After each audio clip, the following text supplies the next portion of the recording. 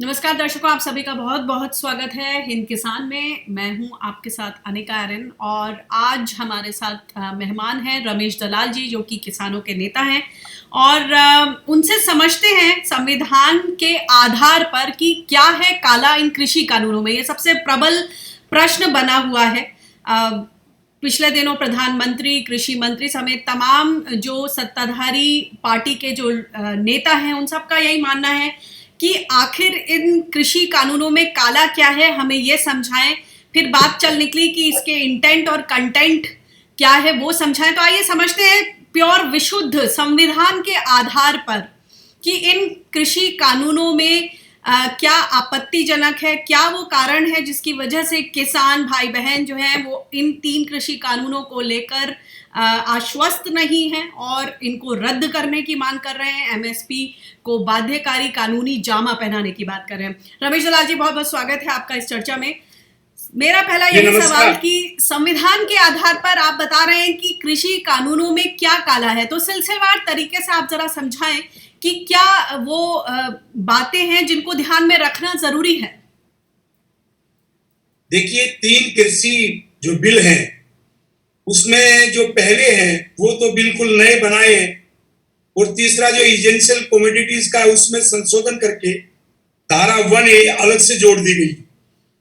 तो पहले जो 3 कृषि बिल बनाए हैं जो कॉन्ट्रैक्ट पे है और ट्रेड पे है कृषि के जी, उसको समझने के लिए हमें समझना चाहिए कि हमारे संविधान की आत्मा क्या है।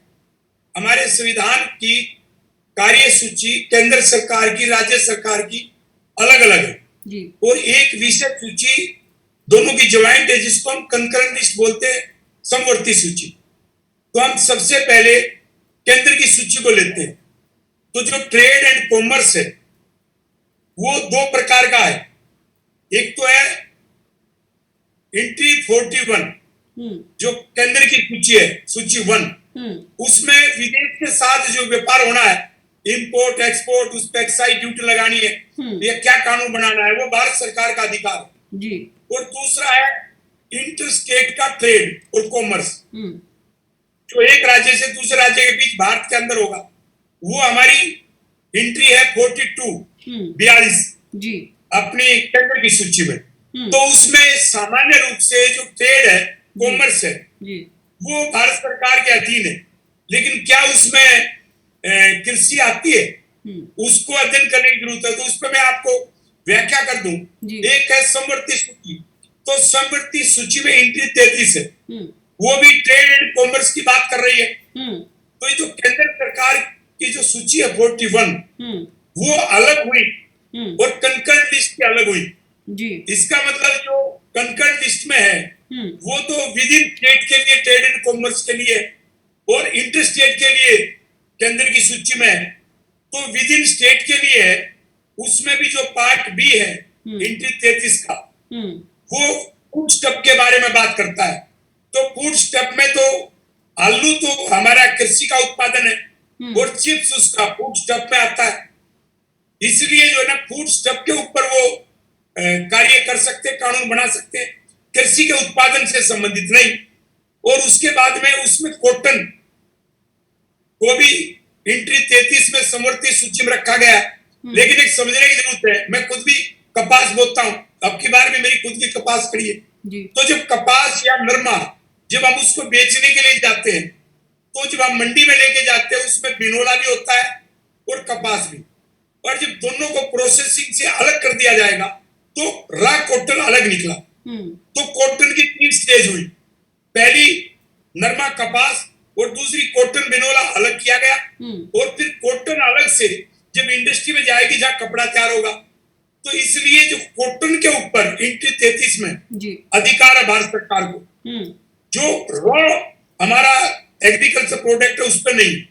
जी, यानी कि आप कह रहे हैं कि जो कच्चा माल है वो जो है उस पर अधिकार नहीं है, जो उस कच्चे माल से जो प्रोसेस्ड पक्का माल है उस पर अधिकार है कॉन्करेंट लिस्ट में भी केंद्र सरकार का, कि वो उसके संबंध में लॉ बनाए। जी, जो समवर्ती सूची है उसमें जो ट्रेड और कॉमर्स है वो भी कच्चे माल के लिए, कृषि के उत्पादन के लिए नहीं। तो ये बात बहुत साफ है। अब हम आते हैं कि क्या कृषि का क्षेत्र राज्य सरकार के पास है? तो जो दूसरी सूची है जो राज्य सरकार की है उसमें एंट्री 14 जी वो कृषि के ऊपर है।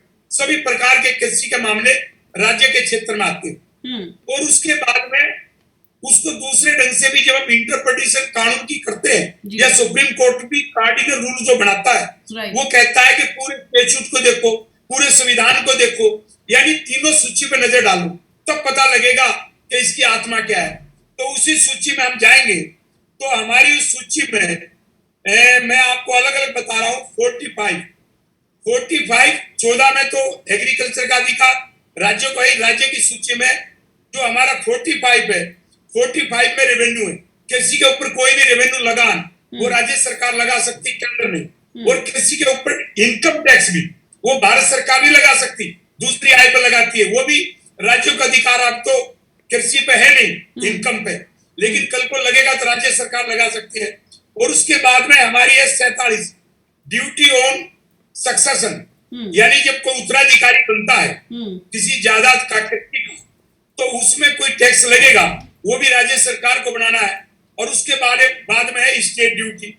यदि कोई ज्यादा जायदाद के ऊपर देश में सीलिंग एक्ट आया, इसी प्रकार से जायदाद के ऊपर कोई कृषि की जायदाद के ऊपर कल को कोई ड्यूटी लगेगी, स्टेट ड्यूटी, वो भी राज्य सरकार के पास। और जो केंद्र की सूची में ये विषय है उसमें साफ लिखा हुआ है एक्सक्लूडिंग कृषि, एग्रीकल्चर, यानी कृषि उसमें शामिल नहीं। तो हमारे संविधान में हर तरह से डिफाइन कर रखा है। अब मैं आ जाता हूं तीसरे इशू पे जो कॉन्ट्रैक्ट है। भाई कॉन्ट्रैक्ट फार्मिंग के लिए ये कॉन्ट्रैक्ट लाए गए और कॉन्ट्रैक्ट जो है वो न केंद्र की सूची में है और कॉन्ट्रैक्ट न राज्य की सूची में है, वो समवर्ती सूची में है। तो समवर्ती जो सूची है उसके 2 एंट्री है, एक एंट्री 6 है। तो एंट्री 6 कहती है transfer of property excluding agriculture, यानी जितने भी जमीन जायदाद हम होटल दुकान के मालिक है, फैक्ट्री के, उस पे तो कानून प्रवर्ती सूची में दोनों बना सकते हैं, लेकिन एग्रीकल्चर के ऊपर नहीं। एग्रीकल्चर पर राज्य का अधिकार है, उस पे केंद्र नहीं बना सकता। इसी प्रकार जो एंट्री 7 है उसमें कॉन्ट्रैक्ट का है और उसमें साफ लिखा हुआ है, लेकिन कृषि शामिल नहीं है उस कॉन्ट्रैक्ट में। एंट्री 7 समवर्ती सूची की। जब समवर्ती सूची में भी संविधान में साफ लिखा हुआ है कि कृषि से संबंधित कॉन्ट्रैक्ट का केंद्र सरकार को कानून बनाने का अधिकार नहीं था, और जितने भी अपने दोनों कानून बने और तीसरे में संशोधन आया, ये तो राज्य सरकारों के अधिकारों पर अतिक्रमण है और संविधान के साथ एक बहुत बड़ा धोखा है। संविधान की आत्मा को मारने का एक बड़ा षड्यंत्र है। और इस प्रकार से केंद्र सरकार काम करेगी तो संविधान तो हमारी आत्मा थी। जब आप आत्मा को ही छलनी कर रहे हो और देश में उसकी वजह से देश उबल पड़ा है, तो आप प्रजातंत्र को क्यों खत्म कर रहे हो? और तानाशाही का इससे बड़ा नमूना क्या होगा कि आप केंद्र सरकार राज्यों की सूची के अधिकार क्षेत्र में अपनी दखलंदाजी दे, और फिर भी यदि इमरजेंसी में कोई कानून बनाना पड़े तो उसका भी तरीका है। हमारे यहाँ जो अपना संविधान है उसमें एक चैप्टर है 252 आर्टिकल के आसपास जो सारे हमारे आर्टिकल हैं वो कहते हैं कि राज्य सरकार से रेजुलेशन लो, उनकी सहमति लो। और राज्य सरकार का रेजुलेशन ये नहीं है कि वहां पर उनकी सरकार है और मुख्यमंत्री को कह देंगे कंसेंट भेज देगा, उसका कोई अर्थ नहीं है। राज्य सरकार का मतलब है कि विधानसभा में पास हो, तो विधानसभा में पास होगा तो सत्तारूढ़ पार्टी के भी विधायक कई बार इस पे सोचेंगे कि हम प्रदेश के साथ गलत तो नहीं कर रहे, इसलिए वो रूट भी नहीं अपनाया। तो जितना भी है किसानों के साथ एक धोखा किया गया और देश के साथ धोखा किया गया। और मेरा इसलिए मानना है कि तीनों कृषि कानून को रद्द किया जाए, क्योंकि 2 पे तो केंद्र सरकार को अधिकार नहीं था जो मैंने बताया, और तीसरा जो एसेंशियल कमोडिटीज एक्ट में जो संशोधन किया जी, वो संशोधन है। 1 मिनट के लिए मान लीजिए कि केंद्र सरकार को शक्ति है, लेकिन क्योंकि वो संशोधन कृषि से जुड़ा हुआ है इसलिए वो भी असंवैधानिक है। दूसरे मामले में आप करें तो ठीक है, लेकिन कृषि को रेगुलेट करने के लिए करेंगे तो वो क्षेत्र तो राज्य सरकार का था। इसलिए जो संशोधन आया है एसेंशियल कमोडिटी एक्ट में, जो नई धारा जोड़ दी है 1A, वो भी असंवैधानिक। इसलिए जो सुप्रीम कोर्ट ने कमेटी बनाई उसमें मैंने लिखित से 5 राज्यों की तरफ से, क्योंकि मेरे रमेश दलाल के नेतृत्व में भारत भूमि बचाओ संघर्ष समिति के बैनर तले 5 राज्यों पंजाब, हरियाणा, गुजरात, राजस्थान और दिल्ली के किसान बैठे। इसलिए पांचों ने अधिकृत किया कि किसानों के हित में इन कृषि बिल को रद्द करवाने के लिए सुप्रीम कोर्ट की कमेटी के सामने पक्ष रखना चाहिए, इसलिए हमने रखा है। हम सब एक है जो टीकरी बॉर्डर में बैठा है। रमेश जी, यहाँ मैं आपसे ये समझना चाहूंगी कि आपने बहुत साफ तौर पर ये बातें रखी हैं कि किस तरह से कृषि जो स्टेट का सब्जेक्ट है, और अगर कॉन्करेंट लिस्ट में भी कृषि से जुड़े जितने भी मसले हैं उसमें बहुत साफ तौर पर संविधान ने कृषि को पूरी तरह से एक सुरक्षा कवच दिया है और एक तरह से राज्य सरकारों को ही वो मामला हैंडल करने के लिए उनको अधिकृत किया है।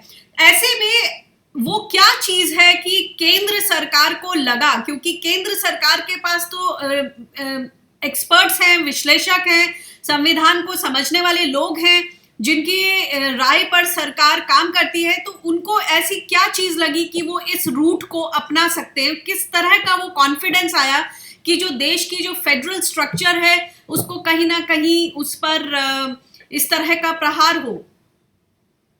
देखिए, संघीय ढांचे को जो तोड़ने का उनके दिमाग में विचार आया, वो विचार ये था कि पहले की सरकार भी कृषि बिल के ऊपर और हमारी जो WTO है वर्ल्ड की, उसके मार्गदर्शन में कुछ सुधार करना चाहते थे, लेकिन सुधार का तरीका था कि हमारे से बातचीत की जाती, राज्य सरकारों को विश्वास में लिया जाता। ज्यादातर राज्य सरकारें आजकल इनके साथ है या एनडीए के पार्टनर है या इनकी खुद की सरकार है, और जहां पर विपक्ष बहुत कमजोर है, तो इन्होंने ऐसे हालात में ये समझा कि क्यों नहीं ये कानून बना दिया जाए।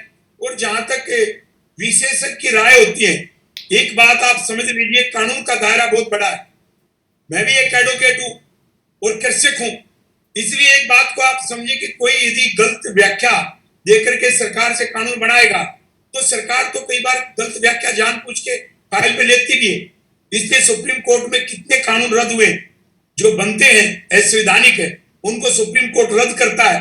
इसलिए कानून विशेषज्ञ सही राय देते हो या सरकार सही कानून बनाती हो, ये तो अपने देश का इतिहास दर्शाता है कि पहले भी गलतियां की, आगे भी करेंगे। यानी कि कहीं ना कहीं जो कॉन्स्टिट्यूशनल इंटरप्रिटेशन है उस पर सवाल या निशान पहले भी लगते रहे हैं, और इस मामले में भी जो इंटरप्रिटेशन है उसको लेकर बहुत ज्यादा सावधानी बरतने की जरूरत है। मेरा अगला सवाल आपसे यही है कि जो सुप्रीम कोर्ट की जो भूमिका है, तमाम जो किसान संगठन है कहीं ना कहीं उनमें ये आशंका क्यों है कि सुप्रीम कोर्ट में अगर हम जाएंगे तो कहीं हम हार ना जाएं, और अगर हम हार गए तो सुप्रीम कोर्ट तो उच्चतम न्यायालय है और उसका जो ऑर्डर होगा वो मान्य होगा, तो उसके बाद बात खत्म हो जाएगी। इस आशंका के तहत आपको लगता है कि कहीं ना कहीं ये बात अभी तक सुप्रीम कोर्ट के उसमें नहीं आई है और उस पर अभी तक ये इंटरप्रिटेशन सामने नहीं आई है? सुप्रीम कोर्ट की तरफ से भी कितनी पीछे अर्जियां भी लगी, मगर एक फाइनल ये था कि सुप्रीम कोर्ट तक किसान नेता जाने से बच रहे हैं। वो क्या डर है, वो डर क्यों है? वो डर इसलिए है कि आपने पिछले कुछ सालों में देखा कि किस प्रकार से जुडिशरी में जो सबसे बड़ी हमारी संस्था जुडिशियल सिस्टम है, सुप्रीम कोर्ट है, और सुप्रीम कोर्ट का कोई जज मुख्य न्यायाधीश रिटायर होता है और उसको सरकार द्वारा राज्यसभा में भेजा जाता है, तो कहीं ना कहीं आम जनता के मन में और किसानों के मन में संदेह पैदा होता है कि भारत सरकार तो सुप्रीम कोर्ट को मैनेज करती है और वहां निष्पक्ष न्याय नहीं है। और ये बात बहुत जोर से जनता के मन में, आप कश्मीर से कन्याकुमारी, गुजरात से गुवाहाटी कहीं भी सर्वे कर लो, आज उस निष्पक्षता के ऊपर कहीं ना कहीं प्रश्न चिन्ह लगा हुआ है। लेकिन चलो, पहले का दौर था, गोगोई जी के बारे में सबको पता है कि गोगोई जी को किस प्रकार से पदोन्नति दी गई, लेकिन आज मैं मानता हूं कि सुप्रीम कोर्ट पर विश्वास हमें नहीं करना चाहिए, और सुप्रीम कोर्ट जो इस पर संज्ञान ले रहा है, हमारा ये मानना है कि सुप्रीम कोर्ट इस पर न्याय करेगा। और मैं तो ये मान के चल रहा हूं कि इन तथ्यों को जब सुप्रीम कोर्ट देखेगा तो जरूर सुप्रीम कोर्ट इन तीनों कृषि बिल को रद्द भी करेगा। इसलिए हमने सुप्रीम कोर्ट की कमेटी के सामने, सुप्रीम कोर्ट के सम्मान में हमने अपनी प्रतिवेदन दिया है, याचिका दी है, लेकिन किसानों की शंका तो बनी हुई है, इसलिए वो सुप्रीम कोर्ट पे भरोसा नहीं कर रहे। लेकिन मैं कहता हूं यदि हम सुप्रीम कोर्ट पे जुडिशियल सिस्टम पे भरोसा नहीं करेंगे तो हमारा देश अनार्की की तरफ जाएगा। इसलिए ऐसा भी हमें नहीं करना चाहिए। और मैं ये भी आशा करूंगा कि हमारे हाई कोर्ट और सुप्रीम कोर्ट को ऐसी पारदर्शिता अपनानी चाहिए कि ये लेबल न लगे जो जनता के मन में एक भावना जा रही है कि सुप्रीम कोर्ट और हाई कोर्ट तो मैनेज किए जा सकते हैं। जो मैंने आपको उदाहरण दिया, इसलिए कोई ना कोई कानून बनना चाहिए कि सुप्रीम कोर्ट और हाई कोर्ट के जजेस रिटायरमेंट के बाद उनको दोबारा से रीएम्प्लॉयमेंट का या रीएडजस्टमेंट का कोई मौका नहीं मिले, ताकि वो प्रलोभन में न आए और वो रिटायरमेंट के नजदीक जाके सरकार के इशारे पे काम नहीं। सुप्रीम कोर्ट ने भी जो कमेटी बनाई एक्सपर्ट्स की, जो इस फार्म लॉज के बारे में एक धरातल पर रिसर्च करेंगे, समझ बनाएंगे और फिर अपनी बात सामने रखेंगे, उस पर किस तरह का स्टेटस है? क्योंकि आपने भी इस कमेटी के आगे प्रतिवेदन सामने रखा है, आपकी किस तरह की बात हुई, किस तरह का आश्वासन और किस तरह की आपको लग रही है संभावना कि आगे इस मुद्दे पर किस तरह की समझ इस कमेटी की तरफ से सामने आ सकती है? देखिए, जो 3 मेंबर हैं, क्योंकि हमारे जो चौथे मेंबर जो किसान नेता थे, सम्मानित थे पंजाब के भूपेंद्र मान जी, उन्होंने जन भावना को देखते हुए कमेटी को छोड़ दिया था जी। और उसमें किसानों का एक ही प्रतिनिधि आजकल है हमारे महाराष्ट्र से शेतकारी किसान संगठन का, और 2 उसमें कृषि विशेषज्ञ हैं। तो मेरी जो बात हुई, जो प्रतिवेदन जो उसने अपने हाथ से रिसीव किया, वो शेतकारी किसान संगठन के प्रमुख जो सुप्रीम कोर्ट कमेटी के मेंबर है, तो उनसे मेरी लंबी चर्चा हुई। तो उन्होंने बताया कि आजकल वो इन सभी तथ्यों को कंसोलिडेट कर रहे हैं और अपनी रिपोर्ट तैयार करने पे बैठ के आपस में मिलते हैं, अलग अलग जगह भी कर रहे हैं, फिर आपस में चर्चा कर लेते हैं। तो मैं समझता हूँ बहुत जल्दी ये रिपोर्ट अभी सुप्रीम कोर्ट के पास जाकर के पहुंच जाएगी। और मैं ये भी मान के चल रहा हूं जो हमने प्रतिवेदन दिया है कि असंवैधानिक है, वो भी उनको जरूर कंसीडर करना चाहिए। और हम सुप्रीम कोर्ट में भी अब इस मामले को मॉनिटर करेंगे और जरूरत पड़ी तो मैं इसमें 5 राज्यों की तरफ से भारत भूमि बचाओ संघर्ष समिति का राष्ट्रीय अध्यक्ष होने के नाते इसमें हम इंटरवेंशन भी डाल सकते हैं सुप्रीम कोर्ट में। तो इसलिए सुप्रीम कोर्ट पे भी हमें भरोसा रखना चाहिए और प्रजातंत्र की प्रणाली पे भी हमें भरोसा रखना चाहिए, क्योंकि ये जो चारों स्तंभ है जो मैं आपसे बात कर रहा हूं, निष्पक्ष पत्रकारिता, जुडिशियल सिस्टम और हमारी कार्यकारी अधिकार और इधर हमारी लेजिस्लेशन संवैधानिक अधिकार संसद, तो इसलिए इन चारों की अलग अलग जिम्मेवारी है और ये चारों संस्था टूटती है, एक भी टूटने पे हमारा प्रजातंत्र खतरे में पड़ता है।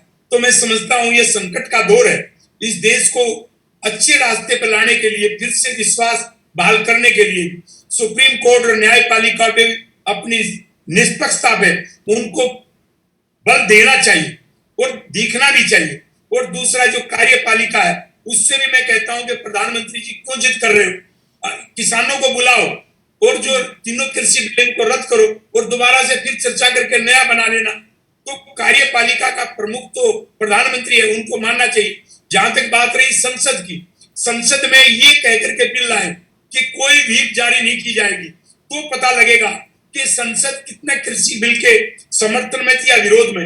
अभी तो अपनी पार्टी में जो व्हीप जारी कर दिया जाता है वो उसकी सदस्यता चली जाएगी, उस दबाव में वो अपनी पार्टी के पक्ष में वोट डाल के चले जाते हैं और गलत कानून भी बन जाता है। इसलिए जो है या तो निष्पक्ष रूप से बिना व्हीप के ये संसद में फैसला करवा लिया जाए इस कानून के ऊपर, ये भी एक रास्ता है। लेकिन मोदी जी तो उस रास्ते पे भी नहीं जा रहे।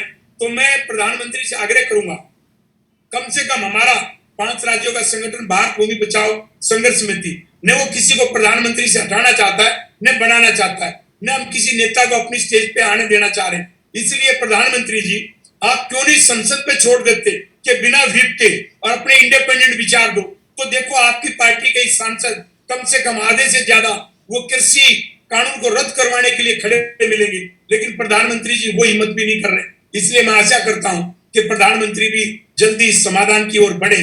इस प्रकार से दोनों जिद में बैठे रहेंगे तो देश का भारी नुकसान जान माल का हो सकता है।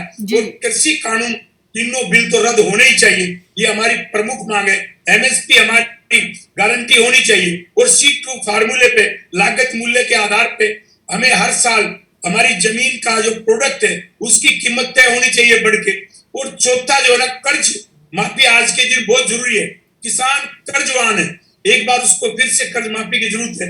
हम इस सभी मांगों को लेकर भारत भूमि बचाओ संघर्ष समिति और रमेश दलाल आंदोलन कर रहे हैं। और जब तक ये सारी मांग पूरी नहीं हो जाती तब तक किसी की भी सरकार रहे, जब किसी की भी राज्य सरकार है, उनसे हमारा टकराव जारी रहे। जी, बहुत बहुत शुक्रिया रमेश दलाल जी इस जानकारी को हमसे साझा करने के लिए और सीधे संविधान की कॉपी में से इन बारीकियों को, जो सारे सीरियल नंबर्स हैं, स्टेट लिस्ट में क्या है, सेंट्रल लिस्ट में क्या है और कॉन्करेंट लिस्ट में क्या है और उसमें कृषि को लेकर किस तरह की सुरक्षा खुद ब खुद प्रदान की गई है, इन सबको बारीकी से सामने लाने के लिए बहुत बहुत शुक्रिया। और हम उम्मीद करते हैं कि जो दर्शक इसको देख रहे होंगे वो खुद से भी इन सारी बारीकियों को समझें, सुने और अपनी समझ बनाएं और ये जाने कि संविधान के आधार पर आखिर इन कृषि कानूनों में क्या है काला।